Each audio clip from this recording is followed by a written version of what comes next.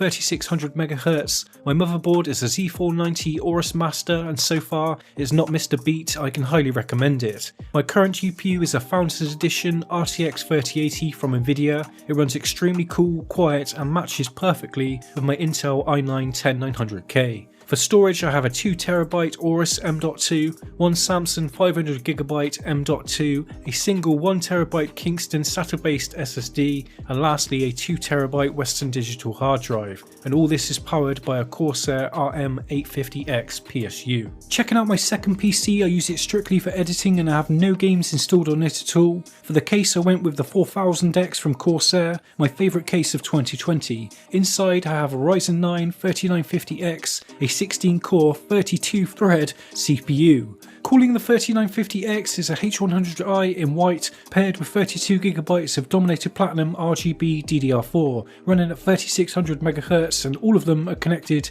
to an X570 ASRock motherboard. For cooling, I have 6 LL series 120mm fans that provide decent cooling and stunning RGB lighting in and around the case. My GPU is currently an MSI Lightning Z RTX 2080 Ti. One standout feature of this card is the on-screen display. I currently have it set to show the temperature, but there's a whole host of other readouts to choose from in MSI's Mystic Light software. While editing, I use this Creative Sound Blaster AE9 sound card. It delivers some of the cleanest audio I've ever heard, way better than my older X7 external USB DAC. The separate breakout box makes a great audio solution for work and gaming as well. It's extremely important that I have clear audio to get all of my levels sounding correct, and this does the job perfectly. Moving on to my monitors, I have 3 Acer Predator XB271HUs down below and a single Asus ROG PG348Q up top, mounted on an Ergotron sit-stand arm. The arm allows me to pull my IPS monitor down to eye level for some epic ultra-wide high refresh rate gaming.